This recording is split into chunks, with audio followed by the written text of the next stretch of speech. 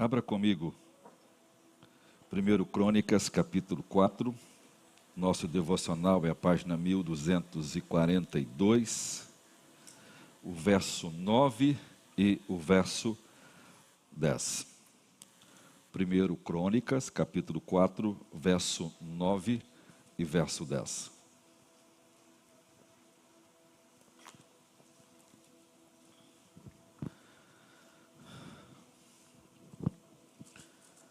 Amém. E foi Jabes mais ilustre do que seus irmãos. E sua mãe chamou o seu nome de Jabes, dizendo, porquanto com dores o dei à luz.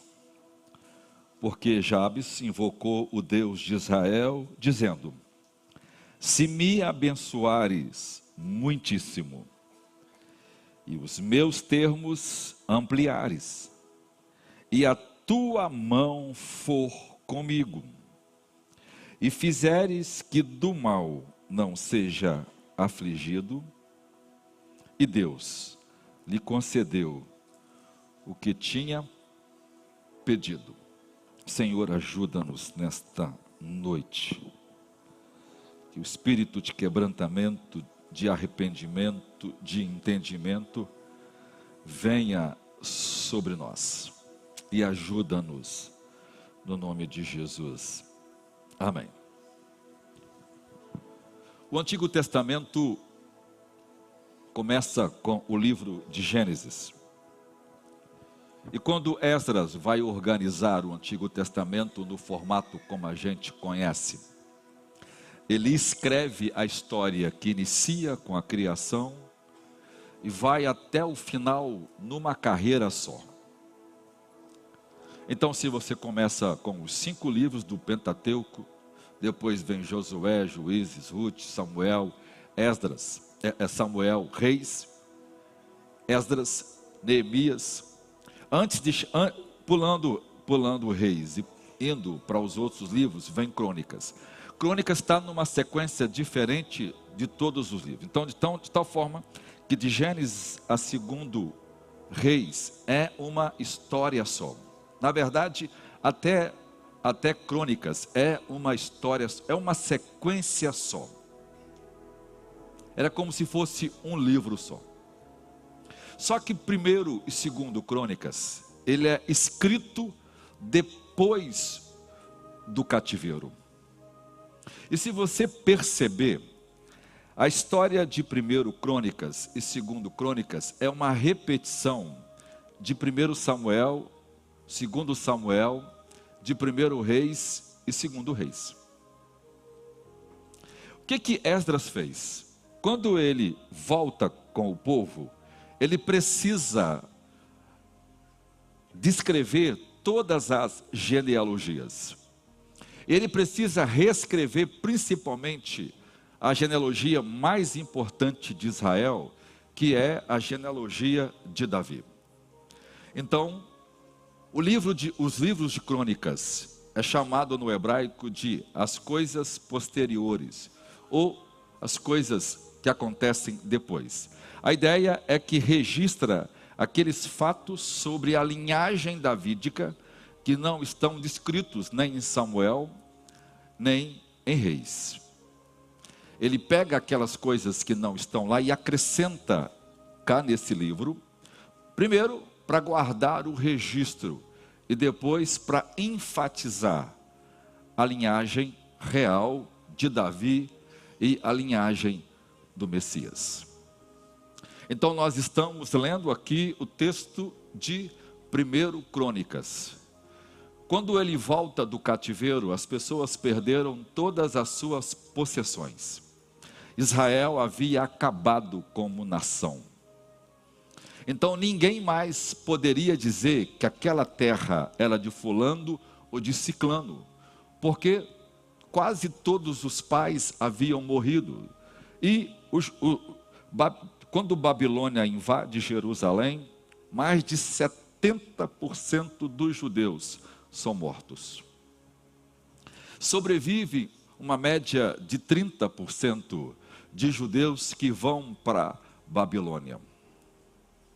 Daquele pessoal que vai para lá, eles se multiplicam muito, volta também só uns 30%. Quando o povo de Deus chegou no cativeiro, que eles começaram a prosperar lá, eles amaram Babilônia. Amaram Babilônia. E eles não quiseram voltar.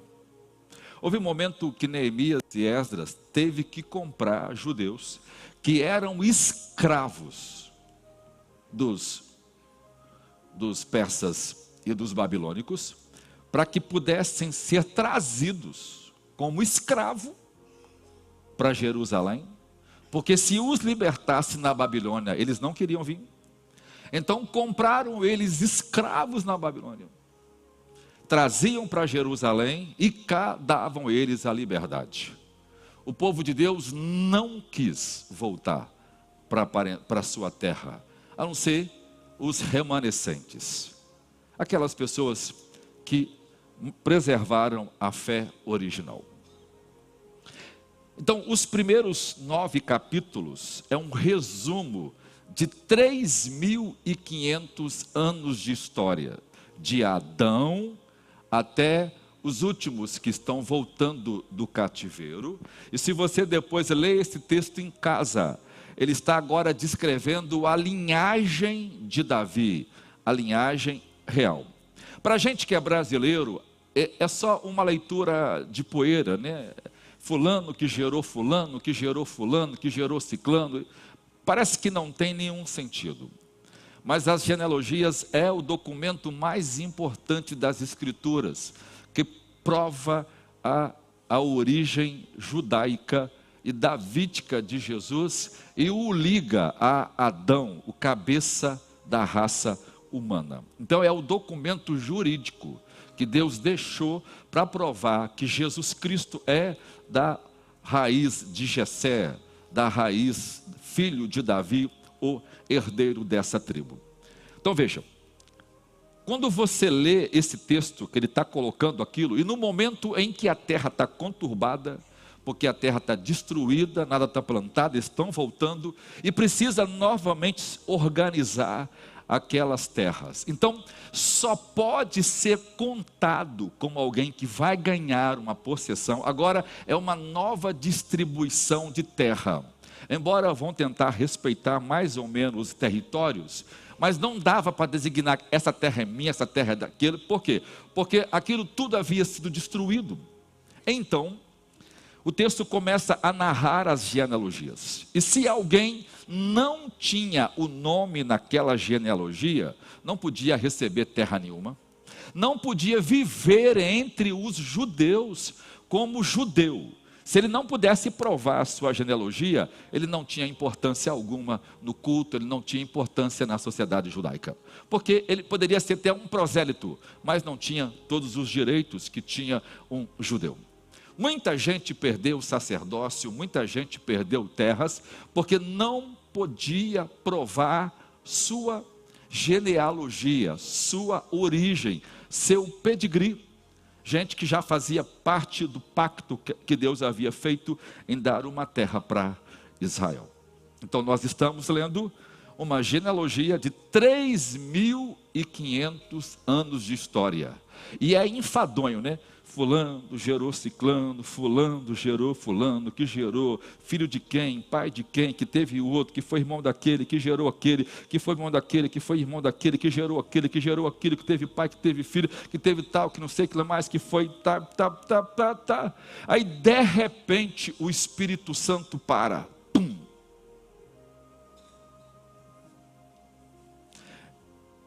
Para a história.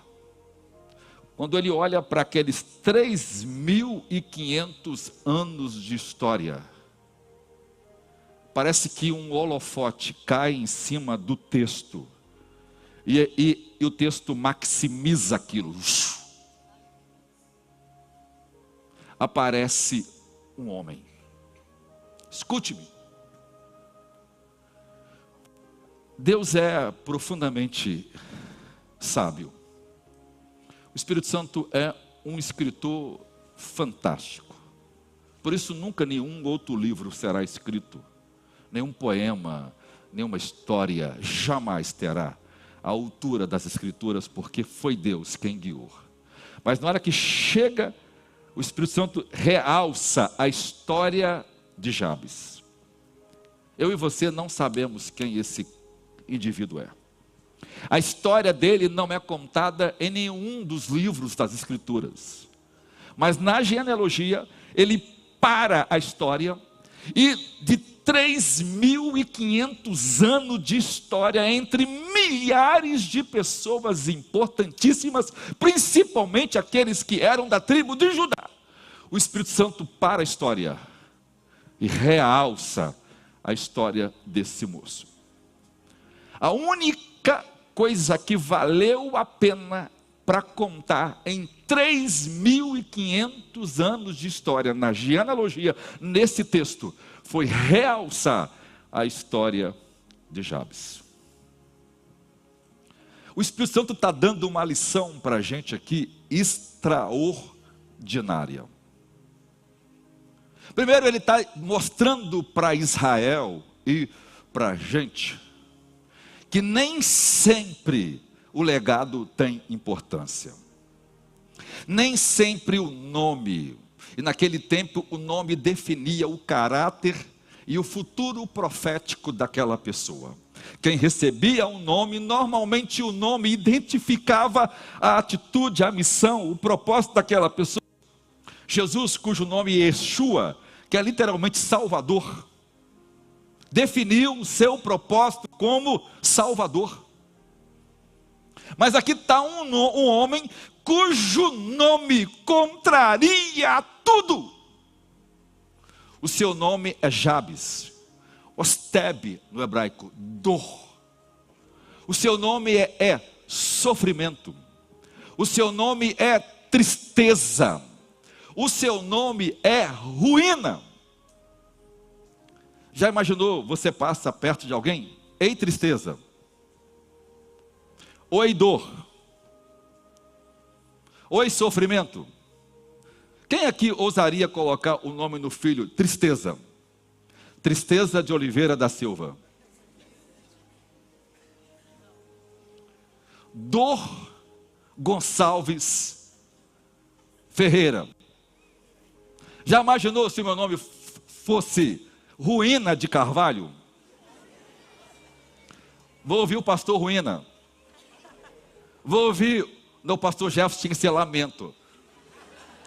Ei, pastor Lamento, que ele reclama daquela dor, né? Meu Deus, a idade vai chegando. Mas esse moço era assim, ó, todo mundo, quando ouvia, oi dor, bom dia dor, boa tarde tristeza. Ele era conhecido pelo nome que a mãe o deu. Olha só, em toda genealogia, quem dá o nome é o pai. O filho herda o nome do pai, o filho herda o legado do pai. Aqui quem está dando o nome para ele é a mãe, mostrando a vergonha, o desprezo, a dor, a insuficiência, a inutilidade desse homem. E ele, quando comparado aos outros, ele não é ninguém. Ele é estreitado pela sua dor. Porque a dor define o tamanho do nosso mundo. A dor define quem nós somos. E infelizmente parece-me que esta é uma definição da maioria de nós. Somos limitados por uma injustiça. E as pessoas olham para a gente, foi rejeitado, foi desprezado, foi magoado. Normalmente as pessoas nos olham e não nos julgam pelas nossas virtudes. Ah, um homem de Deus, não, ah lá, mundano, ah lá, mentiroso, ah lá, um fracassado, ah lá, inútil e péssimo pagador. Nós somos avaliados assim, irmãos. Esse moço estava vivendo esse mundo. Era alguém que não tinha importância alguma, que não tinha graça alguma. Era alguém cuja vida era a dor, era a tristeza, era a ruína, era o fracasso. É uma história que não poderia ser mudada, que não poderia ser alterada. Ele não tem nem ligação com as pessoas que estão na genealogia. Ele não é filho de ninguém que aparece ali, ué. Não há nem ligação dele, e é possível que talvez nem pertença a nenhuma daquelas. Ali estão relacionadas as famílias mais importantes de Israel, e no meio de gente importante aparece um João ninguém, alguém que não vale nada, alguém que não tem que apresentar nada, alguém que não tem nenhuma certidão de nascimento, com pedigree, com nome importante, ou de uma família importante para ser mencionado. Alguém que nenhum de nós daríamos valor ou qualquer importância. Alguém que jamais construiria qualquer futuro, qualquer história. Alguém que jamais teria qualquer oportunidade em qualquer lugar. Porque o nome dele, a existência dele, resume o fracasso humano, a ruína humana.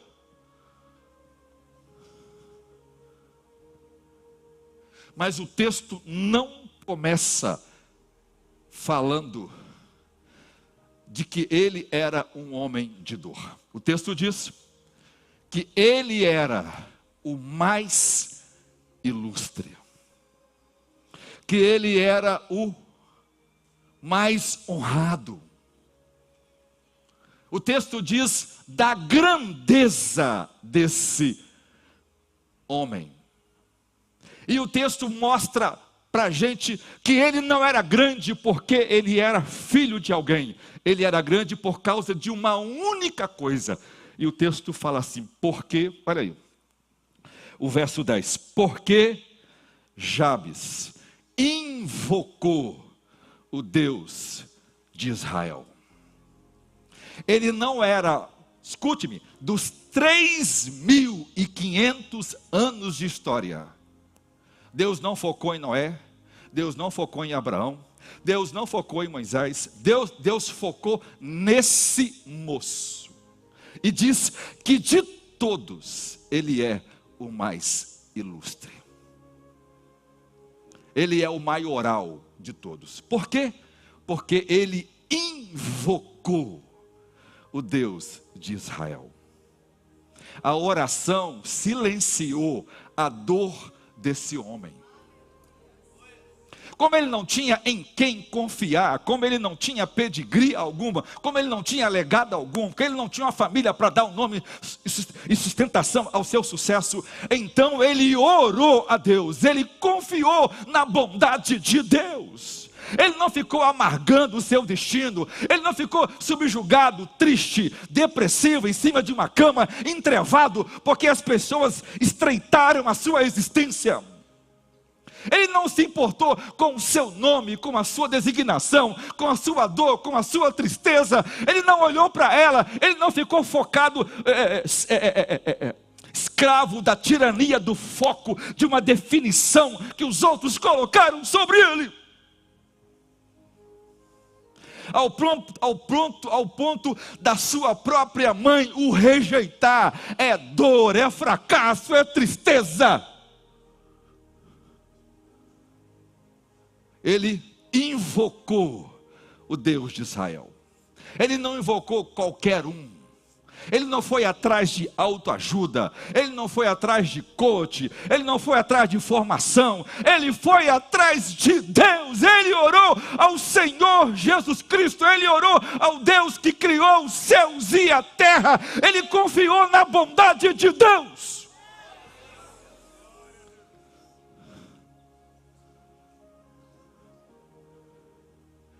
Esse homem é um exemplo extraordinário do que Deus espera de mim e de você. Tem coisas que me tocam profundamente e que me deixam muito chateado. E às vezes comigo mesmo. Por que nós não somos diferentes do que somos? Por que as pessoas levam a mesma vida frágil? Por que elas continuam negligenciando as virtudes espirituais o tempo todo? Por que as pessoas não melhoram, não crescem, não estão fazendo absolutamente nada importante? A vida delas são definidas pelo algoritmo. Falei certo, não falei? Elas estão comprando, vendendo, né? É um eterno rolar de tela infinito, é um buraco infinito de rolar uma tela. Elas não estão fazendo absolutamente nada. Elas serão esquecidas em pouco tempo. Não há nada que falar sobre elas. O existir delas já é problemático, porque elas não prestam e não ajudam em absolutamente nada. Elas não estão dispostas a fazer absolutamente nada. Elas estão presas numa matrix existencial, levada pelo efeito manada. Elas não saem dessa prisão existencial, de desejar algo maior, mesmo que não tenha possibilidade. Esse moço é um exemplo para a gente, que ele nem sonhar poderia, porque ele não tinha terras, ele não tinha limites, ele era estreito na sua existência, ele era abandonado, rejeitado, enjeitado pela mãe, ele era um pária. Mas ele ousou sonhar alto, ele ousou mudar de atitude, ele ousou pensar em Deus, e ele foi atrás de quem podia ajudá-lo.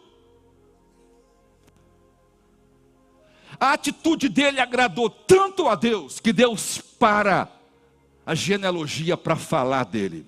Ele invocou o Deus de Israel. Ele gastou tempo orando. Ele gastou tempo buscando a face de Deus. Ele não foi gravar um vídeo para reclamar a sua pobreza. Ele não foi gastar 4, 5 horas de terapia para contar o quanto odiado ele foi, o quão sem propósito ele vive, o quanto enjeitado ele foi. Não, ele gastou tempo orando. E olha a oração desse homem. Se tu me abençoares muitíssimo.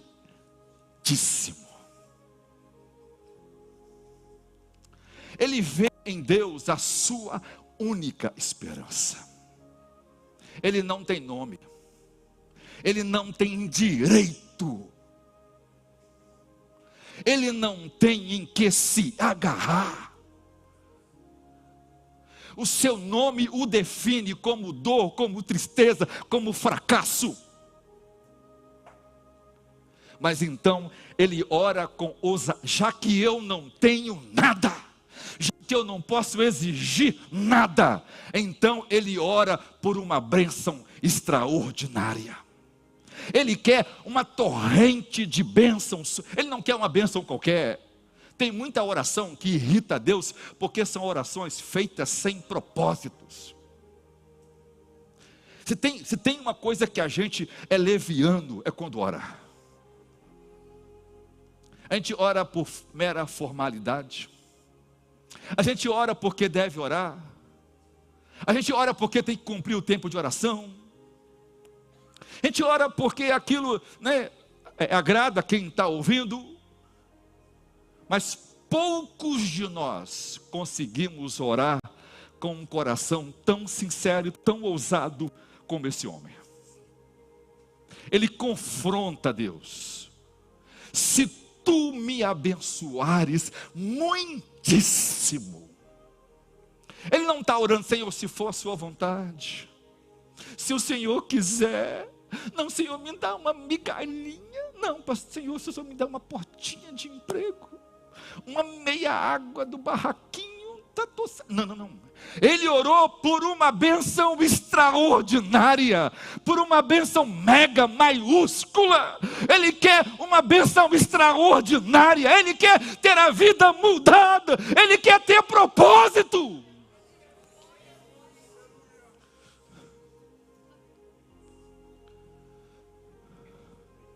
Porque é isso que precisa mudar a gente. Porque as pessoas estão hoje congeladas. Elas estão paralisadas. Elas estão adormecidas. Elas não estão acordadas que os tempos estão chegando ao fim. que a volta de Jesus está aí, e que há 1 bilhão de coisas para serem feitas na sua própria vida, na sua própria família. E elas estão deixando a vida levarem elas. Eu não consigo entender, irmãos, como a maioria de nós ainda hoje vai embora daqui do mesmo jeito que entrou. A maioria de nós vai ouvir essa palavra, achar que eu que estou esbravejando, que eu estou aqui exagerando, e vai embora vivendo a mesma vida medíocre de sempre. Porque não ousam desejar algo grande de Deus, não ousam provocar a Deus com suas orações, e acham que a vida é viver isso. Porque, irmão, se a minha vida for viver o que eu faço, então, Senhor, me mata agora. Não quero viver. Se não for para Deus me usar, se não for para eu gastar cada gota de sangue da minha alma, da minha vida, cada dom, cada força da minha vida, com a obra de Deus, com o amor a Deus, com a vida pela palavra, então que eu morra.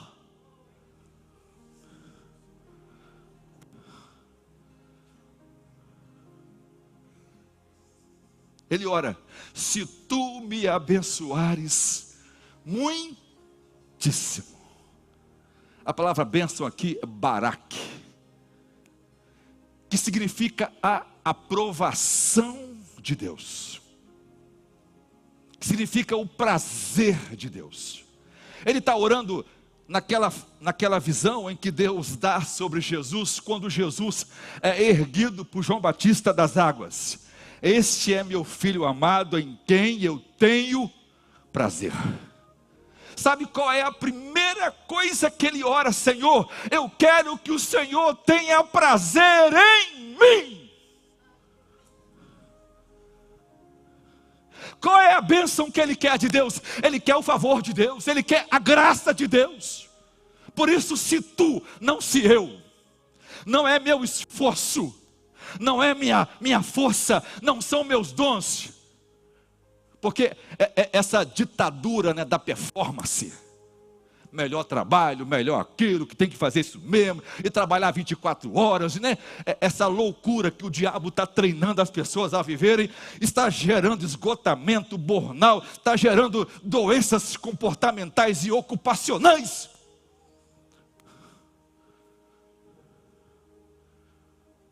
Ele está primeiro, Senhor, eu quero o seu favor, eu quero sua graça, eu quero o seu prazer, eu quero que o Senhor olhe para mim e veja a minha condição de miserável que sou. Por isso ele foca: Senhor, se tu abençoando, me abençoares, como está o texto original.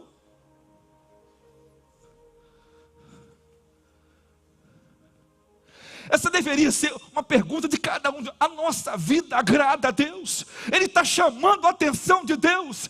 Ele sabe que o seu nome é dor, é tristeza, que é sofrimento, que a sua vida é uma ruína. Mas ele zerou isso. Ele agora estabeleceu: já que eu não tenho nada, então agrada-te de mim. A bênção de Deus que ele quer é a atenção de Deus. Ele ainda não pediu a bênção que ele quer. Agora ele quer o dono da bênção. Agora ele quer Deus mesmo. Agora ele quer ter a fonte inicial. Agora ele quer ter o capital inicial para iniciar seu grande propósito, que é Deus. É ter Deus como aquele que tem prazer na alma dele. Porque, irmãos, se a gente não pensar nisso, não adianta. Deus agrada com o tipo de homem que eu sou, com o pastor que eu sou, como alguém, com o amigo que eu sou. Deus agrada com o tipo de pessoa que você é. Deus tem prazer em ser seu Deus.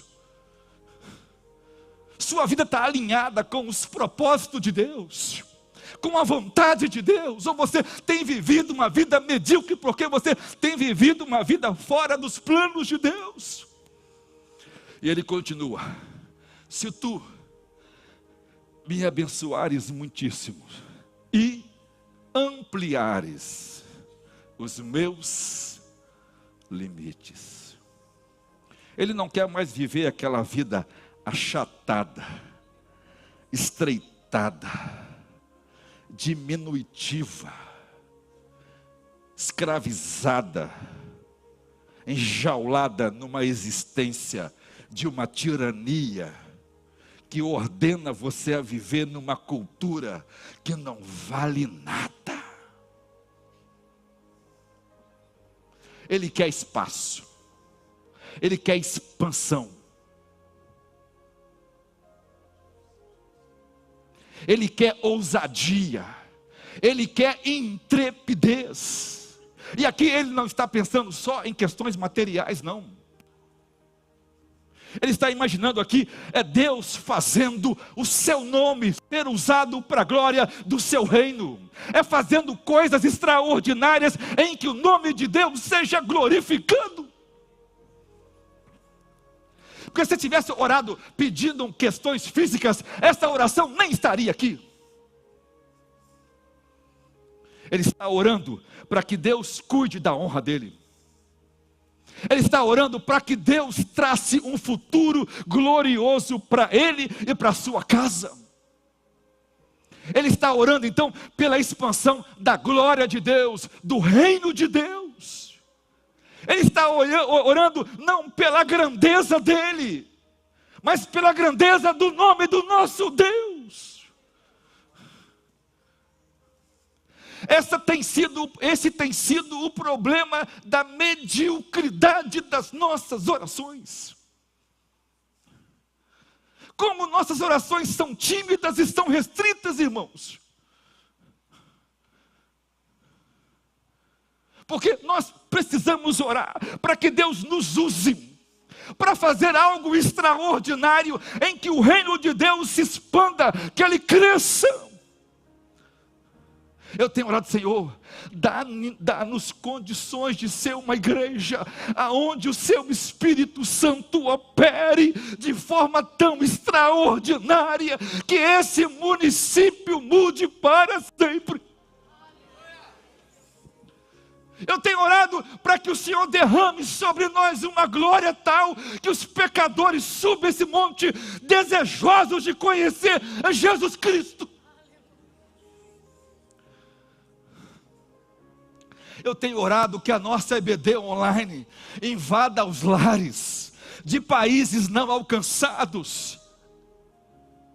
Que o YouTube libere todas as línguas do mundo para que a gente consiga mandar essas aulas para igrejas que nunca tiveram uma EBD. Eu tenho orado, Senhor, que o Senhor faça que o Senhor expanda, que o Senhor faça ampliar os nossos termos. É a oração desse homem. E que deveria ser a sua oração: Senhor, amplia os meus termos na minha família. A minha influência. Ele está orando por influência, ele está orando por impacto. Ele quer impactar a sua casa, a sua família, ele quer impactar a sua nação, porque ele ama a Deus, porque ele tem a bênção de Deus.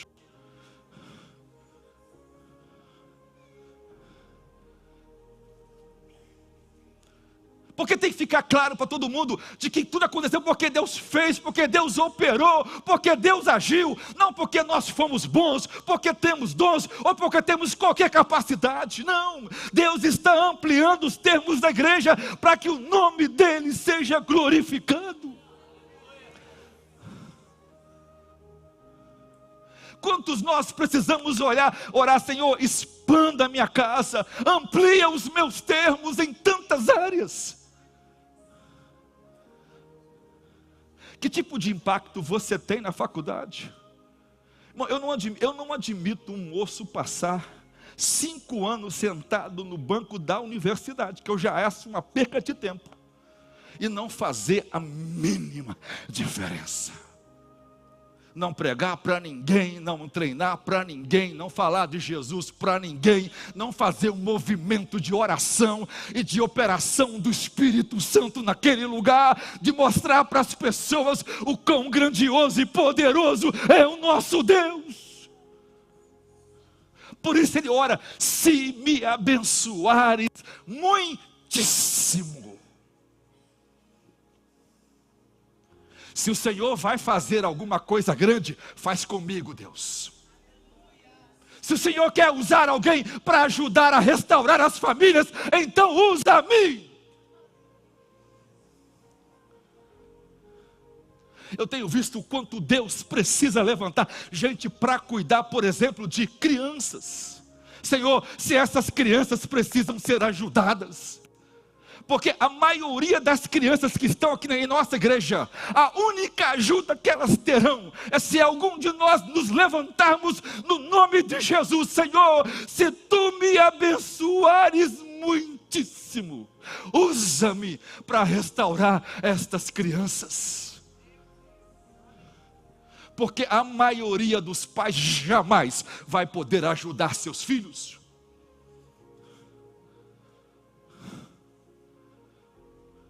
Nós precisamos orar, Senhor, amplia os nossos limites. Eu quero causar impacto na rua que eu moro. Eu quero causar impacto no condomínio aonde eu moro.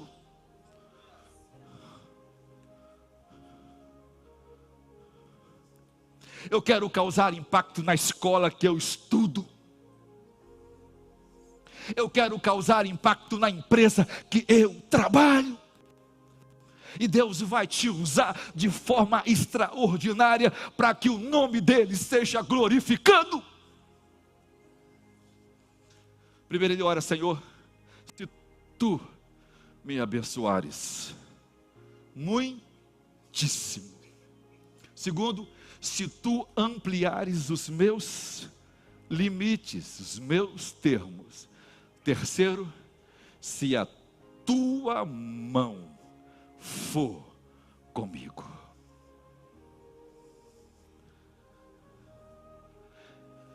Se Deus ampliar os limites, como ele orou e creu nisso, então agora que o sucesso chegou, eu quero que fique claro, é que a sua mão está comigo. Agora eu quero aprender ainda mais a confiar na sua bondade. Porque se o Senhor for comigo, esse negócio vai prosperar. Se o Senhor for comigo, não há ninguém que vai resistir o poder do Evangelho de Jesus Cristo. Se o Senhor for comigo, os demônios não vão impedir que o Evangelho cresça nesse lugar.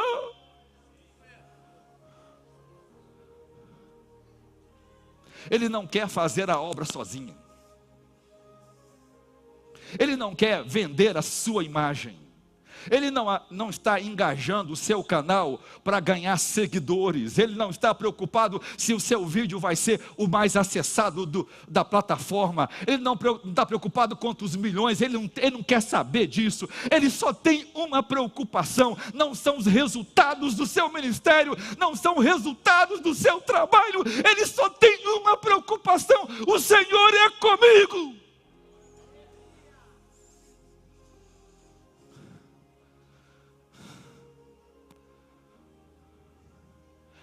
Por quê, irmãos?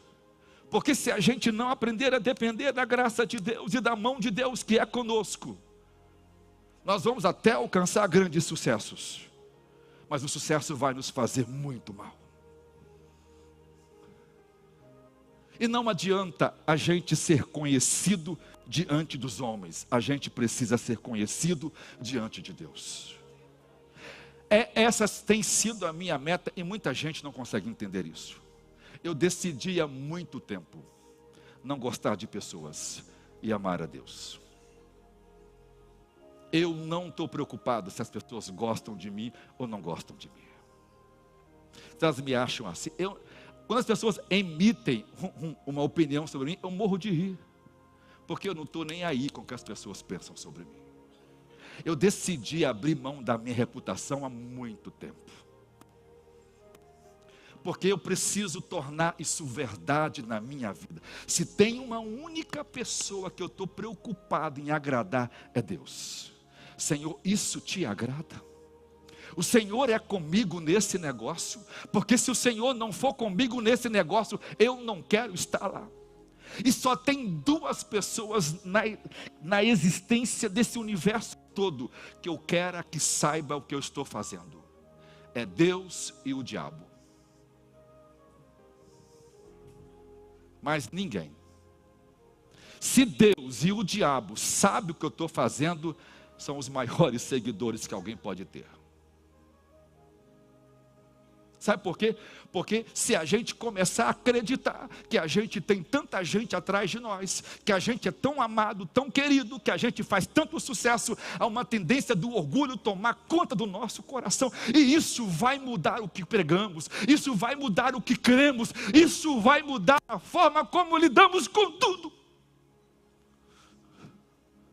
Quando a gente acreditar que alguma coisa em nós contribuiu para que a gente alcançasse alguns alvos.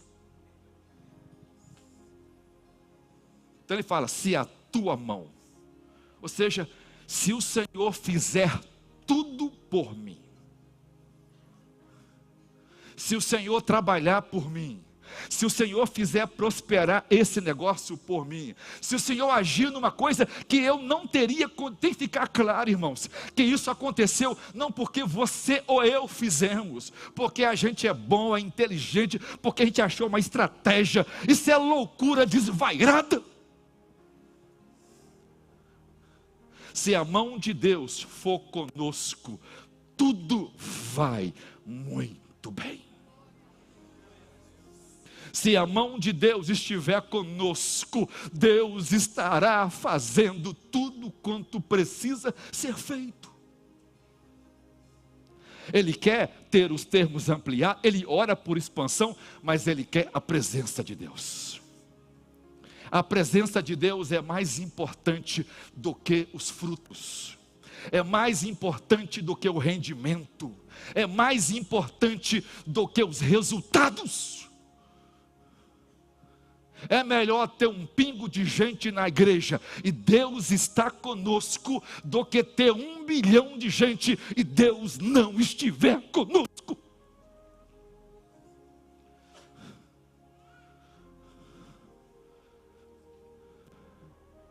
Houve um dia que eu fiquei muito triste porque um grupo de irmãos que eu amava muito precisou ir embora. Há horas que a gente precisa tomar uma decisão, e há decisões que não agradam a pessoas. E eu fiquei muito triste e eu chorei, porque eu os amava muito. E eram irmãos que eram parceiros há muito tempo. E eu me lembro que eu estava orando em cima do púlpito, em uma jornada de 5 horas de oração. E eu chorando muito, o Espírito Santo me disse assim: a única pessoa que não pode ir embora daqui sou eu. Eu tirei o óculos e tudo bem, Senhor, tudo bem? Por quê? Porque se Deus estiver conosco, o resto não interessa.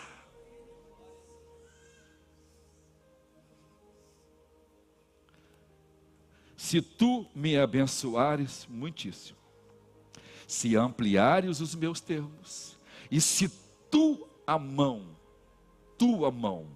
estiveres comigo, e qual é o 4º pedido dele? E se o Senhor me livrares do mal que vier me afligir. Agora, esta é a joia da coroa da oração. Ele está orando pela coisa mais importante, que talvez você nunca tenha se apercebido. Essa oração é um farol, é um seguro para o futuro, é uma proteção contra seu próprio coração, é uma profilaxia da santidade. Ele está se cuidando para que o seu coração não se perca. O seu nome é dor. E a palavra que aparece ali, a dor que vai afligir, é um trocadilho. Porque esta palavra é a mesma palavra que Deus usa quando se refere a Eva: você terá filho com dores. Você, homem, vai trabalhar com suor, com a dor. Esta palavra se refere então à maldição do pecado. Agora ele está orando por uma questão interna.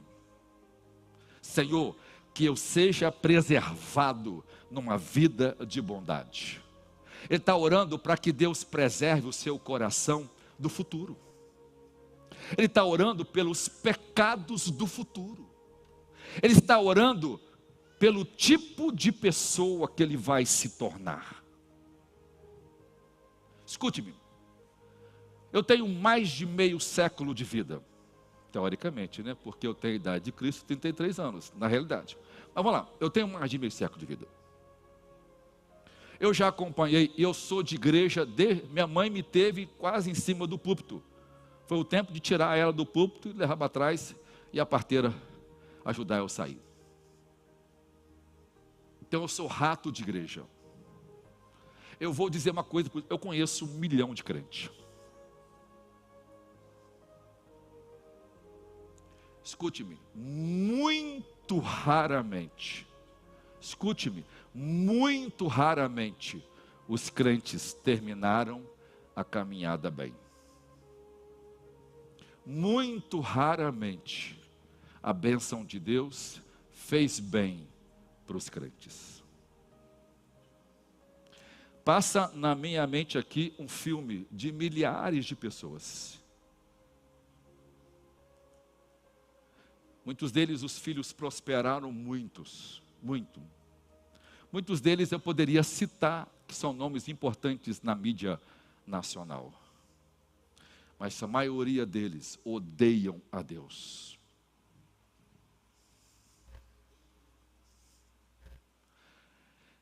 Jabes está orando exatamente por isso. Ele está preocupado com o tipo de pessoa que ele vai se tornar quando a bênção de Deus chegar. Porque nada muda mais a gente quando chega o sucesso, irmãos.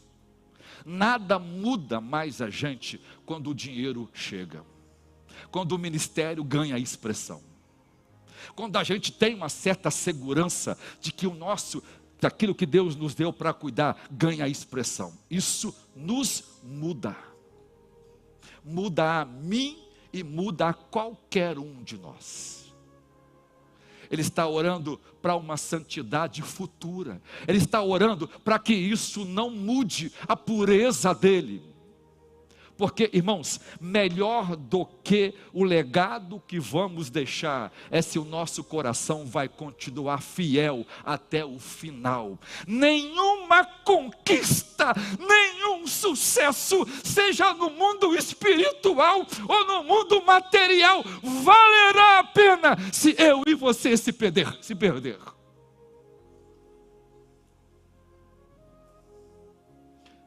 Que Deus...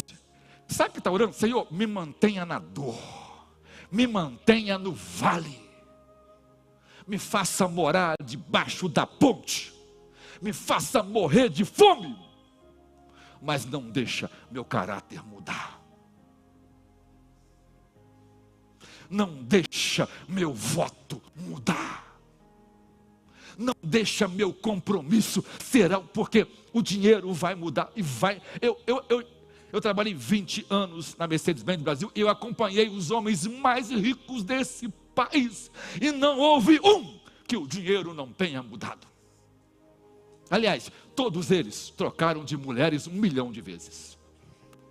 Porque mudaram, o dinheiro muda qualquer um. Então, Senhor, se o Senhor ampliar os meus termos, se o sucesso chegar, então não vai mudar. Ele está orando pelo tipo de pessoa que ele vai se tornar.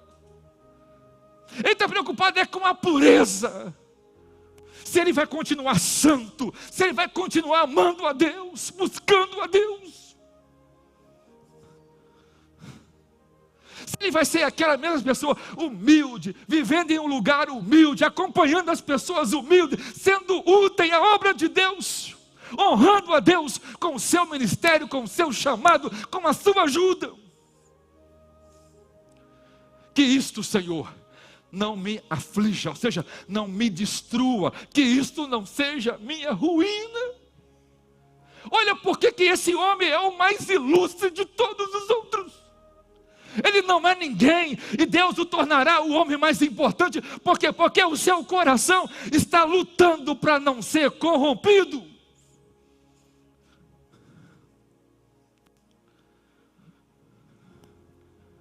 E quando ele acaba de orar, Deus olha para aquilo e Deus ama aquela oração. Essa é uma oração modelo. Só tem uma outra pessoa que orou melhor do que ele, foi Jesus. Deus o coloca no meio da genealogia, alguém que não era ninguém, e mostrando que o que define não é o nosso legado, é o nosso caráter. Não é porque a sua família é disfuncional, que você também é obrigado a ser disfuncional. Não é porque o seu pai foi assim, ou a sua mãe foi assim, que você é obrigado a levar essa mesma maldição. Se você buscar o Deus de Israel, Ele pode mudar a sua história. A oração silencia a dor. A oração amplia os seus termos. A oração traz a mão de Deus para te acompanhar o tempo todo. E a oração pode impedir você de cair.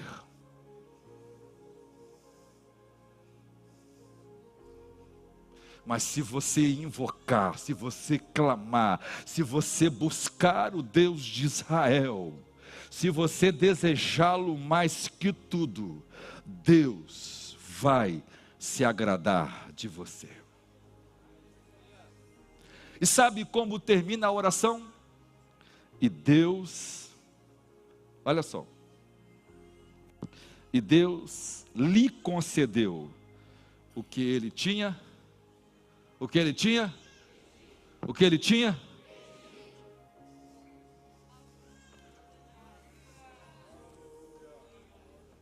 Fique de pé nessa hora, fique.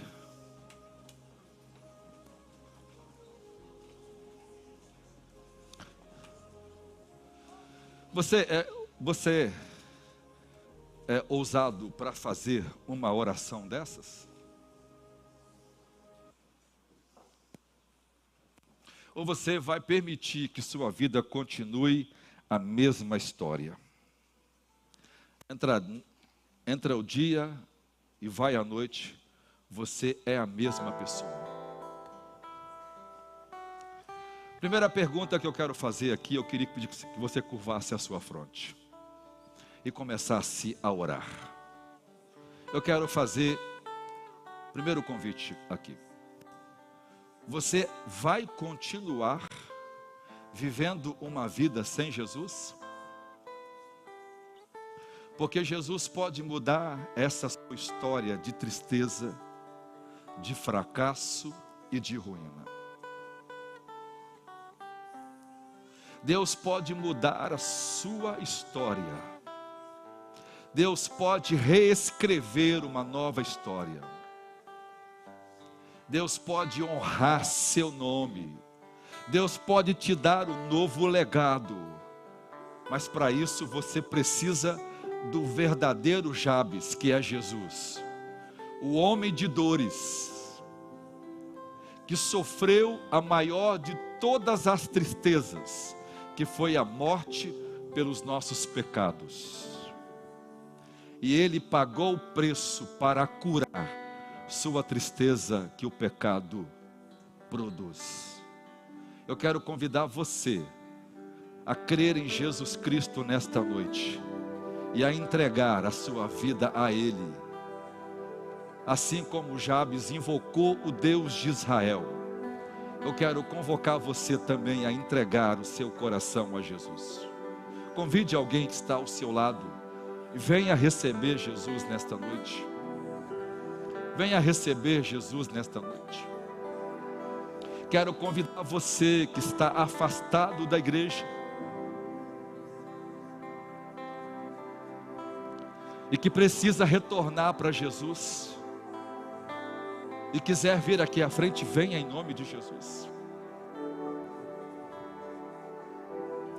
Quero convidar você que vive estreitado pelos problemas da vida, estreitado por uma vida amaldiçoada, tomada de medo, de culpa, de injustiça, de traumas, a confiar na bondade de Deus nesta noite. Faz, Senhor, uma obra poderosa no coração de cada um daqueles que ouvem a Tua palavra, Senhor. Traz cura, traz libertação. Muda, Senhor, a história dessa mulher e desse homem. Uma história de dor e uma história de tristeza, Senhor. Faz cessar esse sofrimento, no nome de Jesus. No nome de Jesus.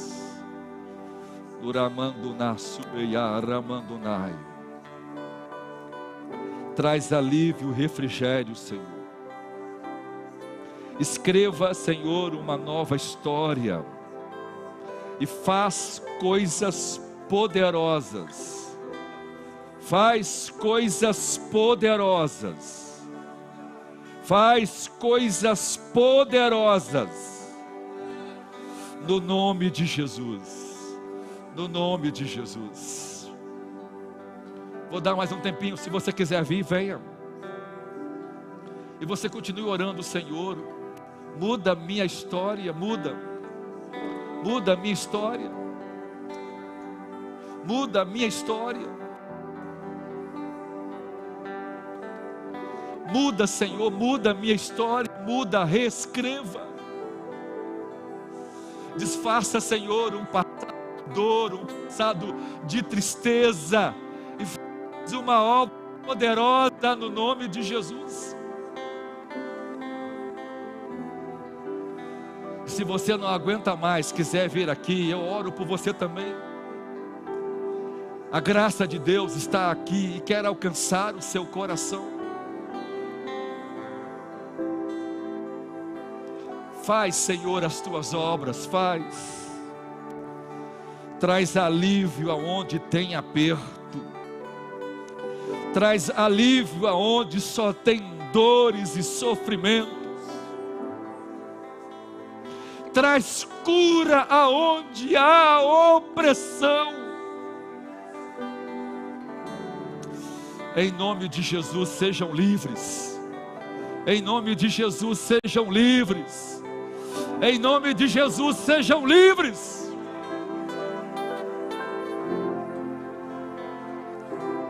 Duramanduna, sueia, ramandunahai.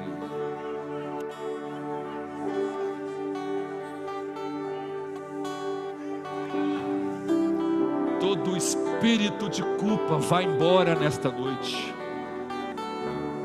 Todo sentimento de injustiça, saiam desses corações, ó Deus. Faz uma obra de cura e de restauração nesta noite, meu Deus.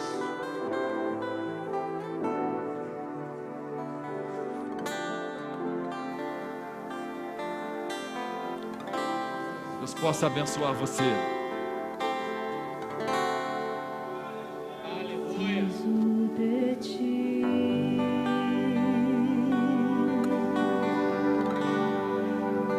Espírito Santo, faz, Senhor, as tuas obras, faz. Preciso de ti.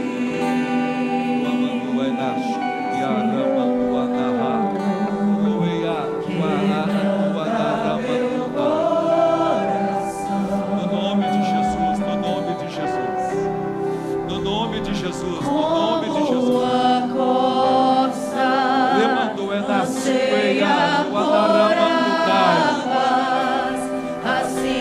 Vem, Espírito Santo, vai.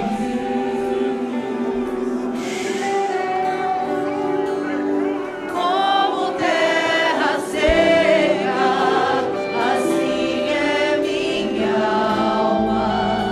Preciso de ti. No nome de Jesus, no nome de Jesus.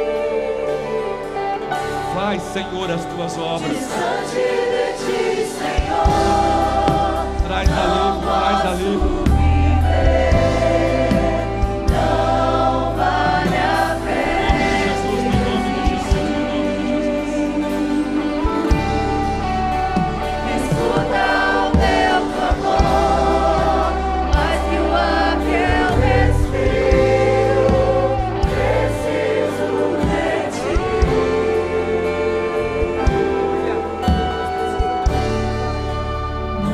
Posso esquecer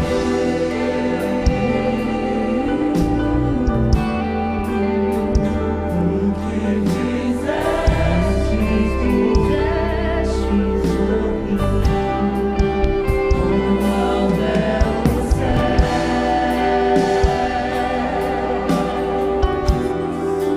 Tua misericórdia sem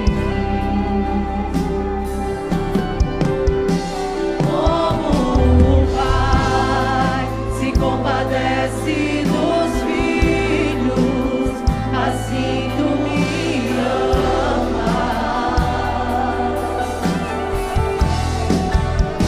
Afasta as minhas transgressões,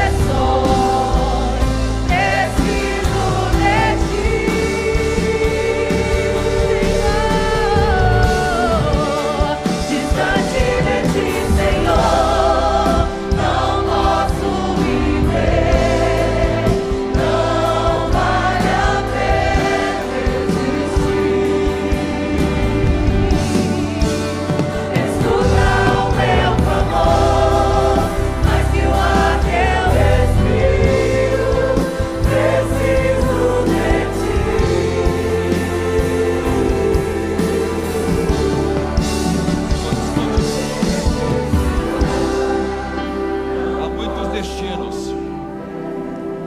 Precisam mudar nesta noite.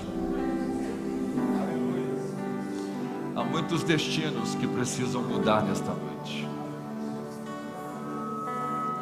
Você não vai gostar do tipo de pessoa que você vai se tornar se você não buscar a Deus. Você não vai gostar do tipo de pessoa que você vai ser se você não entregar a sua vida a Jesus para mudá-la.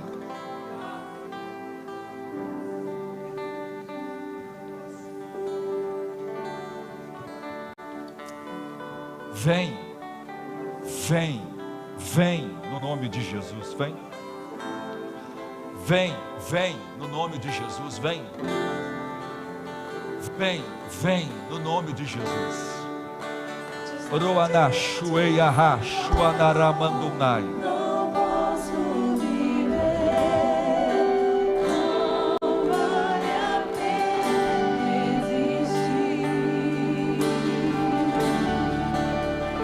Escuta meu clamor, mas que lá teu respiro, preciso de ti.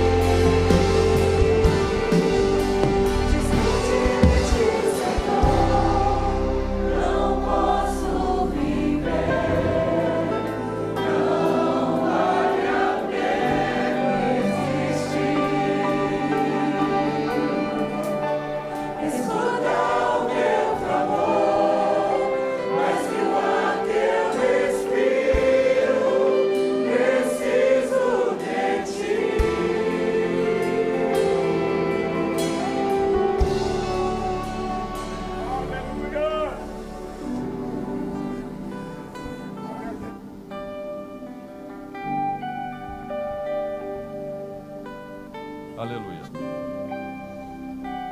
Escute-me. Você não pode tomar uma decisão dessa levianamente.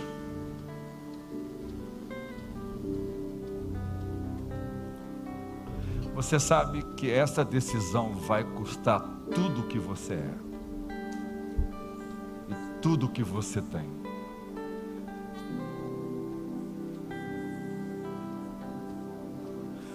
O Espírito Santo diz a você: não faça isso. Não corra esse risco.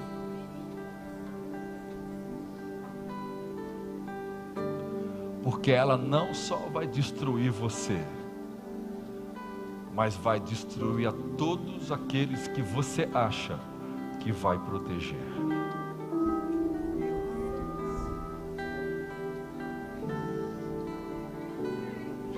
Então escute, é uma decisão importante demais para você tomar sozinha. Você não pode fazer isso.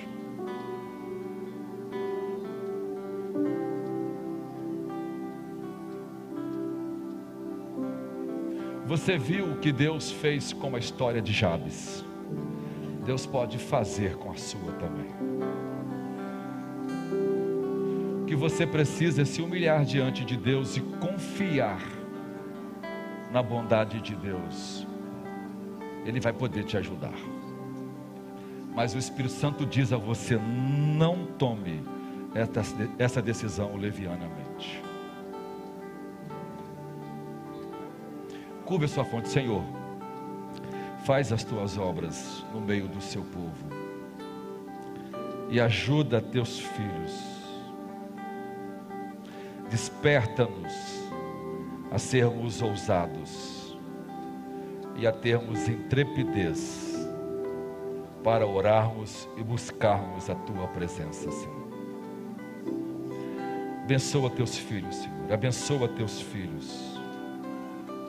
Não deixa ninguém sair daqui nesta noite, Senhor, sem tomar uma decisão firme em seus corações, de que vão mudar as suas orações, que não vão deixar a dor e a tristeza mais definir o tamanho do mundo delas, mas que vão confiar na sua bondade, e o Senhor ajudará todas elas. No nome de Jesus. Amém. Poder estar sentados.